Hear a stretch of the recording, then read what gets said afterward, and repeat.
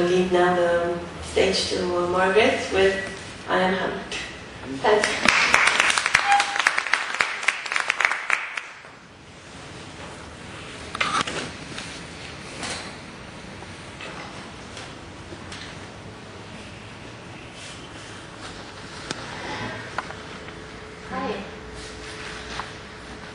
Thank you, Lobna. Thank you, Dr. Lobna. Thank you for coming. And I'm very grateful to my friends in the Arabic Theater Working Group for arranging such an interesting month for me. I wasn't planning to do a book tour in Cairo, but it so happened that I'm here when my book comes out. This is a wonderful opportunity. I think my real audience is here in a sense because in the United States, I spend a lot of time talking to people who are very smart, but who say, well, I don't know anything about Arabic, but here this is not going to be an issue. I've made my PowerPoints in Arabic. I'm going to speak in English. I'm not, inshallah, مش هطول. I'm going to speak for maybe 20 minutes or something like this, and then open up to show you some scenes from Hani Afifi's and Hamlet from 2009. We're very fortunate to have Hani and Mohamad Fahim, who won Best Actor at Sifet 2009 for his performance of Hamlet in that play with us now. Thank you so much. So I'm going to be quick with the scholarly part of this conversation and move as fast as possible to the discussion part, which will be in Arabic and which will be a very unscripted give and take about Hani's work. With Hamlet, basically what I'm going to do here is just sketch out the background. An Arab Shakespeare tradition or an Arab Hamlet tradition. What's the history of this tradition? What's its meaning? What are its sources? What does it mean to call it a tradition at all? Obviously, an individual works with or against a context. I gave a whole workshop on this at the Markaz al-Qawmi al-Masrah wal-Musiqa wal-Fann al-Sha'biyya, and I had trouble explaining.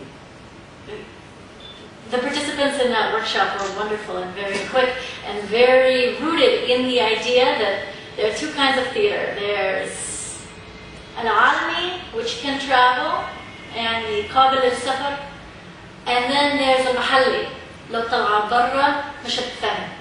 And that was the category, that was the idée fixe. So something between those two ideas is what I want to propose today. There is a distinct Arab Hamlet tradition that operates in dialogue and in close communication with related traditions. And therefore understanding is possible across these traditional, I won't call them cultural, divides, because really theater is a microculture anyway.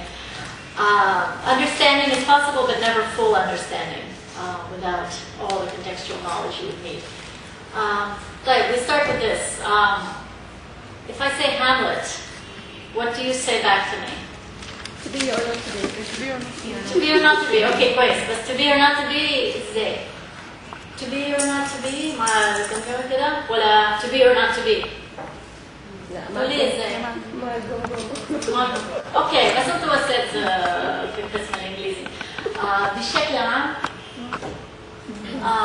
in Arabic, in the Arab context, it has become much more أكون أو لا أكون, or even more نكون أو لا نكون, because you don't have to be, you have to choose who is being, so it becomes plural. This is most obvious in the political context, where this becomes, you can't see this one, I took this picture in Beirut, سنة 2005, after the killing of Rafiq al-Hariri, and it says, to be or not to be, now is the time. مكتوب بالإنجليش معلش بس نفس العواطف.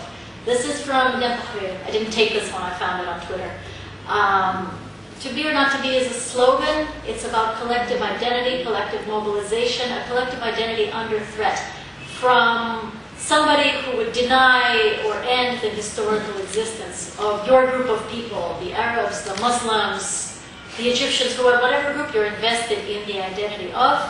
Nakun or la nakun is the way of building up that identity. This is a very old political move.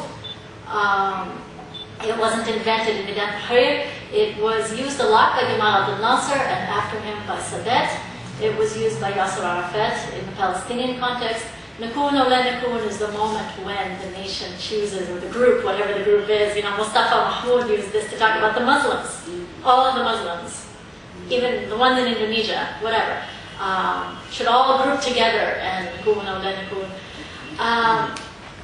That is the political context. It's not totally separate from the literary context. This started with the romanticism of translations of Hamlet. The first Arab Hamlet was a musical comedy with a happy ending. This is the end of it. The ghost comes and gives Hamlet the throne, and Hamlet takes the throne to applause while the cast sings from the wings, mashallah. Here, I'll let you read the quote in a minute. But the reason this is this way is because of the traditional musical theater, its French and Italian roots, the role of Sheikh Salama, stuff like that.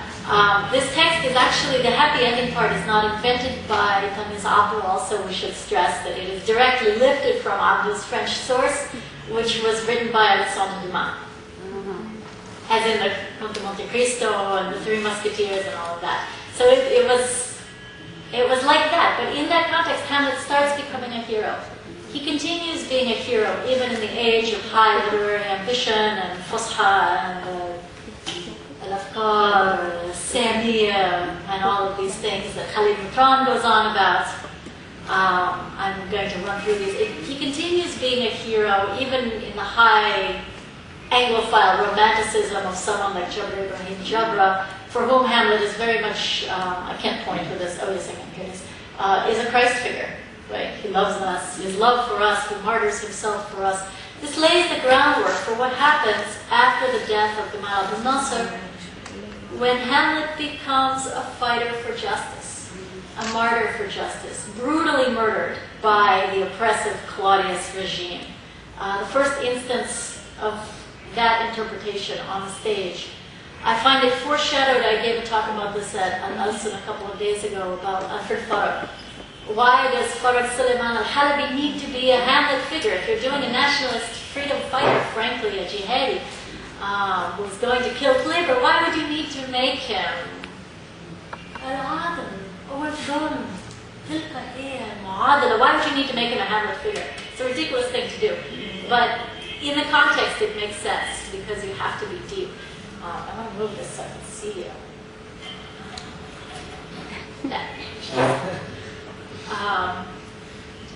So here's what happens. So Alfred Farag foreshadows this, but in a straight production of Hamlet, we find this political reading of the fighter for justice for the first time after the death of Gamal Abdel Nasser in 1970s, early 70s theater.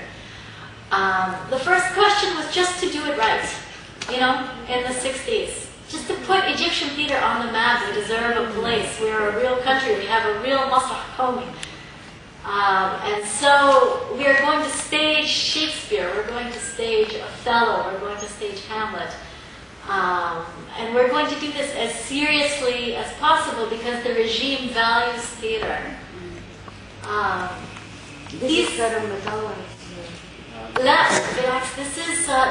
is in Damascus. These are students at Gemet Dimashq in the last year of the union, the unification between Syria and Egypt, and they're performing The Merchant of Venice. And Nasser is in attendance, being photographed. You can see how comfortable he looks on stage. This is the thing. Arab theater is inherently political. Why? Because Arab politics is inherently theatrical. Since Abdel Nasser. If not before, if not, Khadija Ismail bankrupting the state to build the opera house. So that's where political theater comes from. Nasser is very comfortable on the stage with these actors. Nauman Ashur writes that for the regime, theater was the minbar al-asasi for getting its message out, was through the theaters. And there are other things in the background. Soviet culture has a very strong role to play. And the Soviet traditions of culture and counterculture, oppositional theater also, have a very strong influence through all kinds of cultural exchange and cultural diplomacy, sorts of movements. With the result that 700 people show up to a discussion of Grigory Kozintsev's film Hamlet in 1965. 700 people, you know, this is pictures from Magadan al-Masraf, which is amazed, right? Why was Fahim disabled? And what's up with all these people coming to a Nedla about a movie, about Hamlet? In fact, what was up with it was a Cold War kind of situation.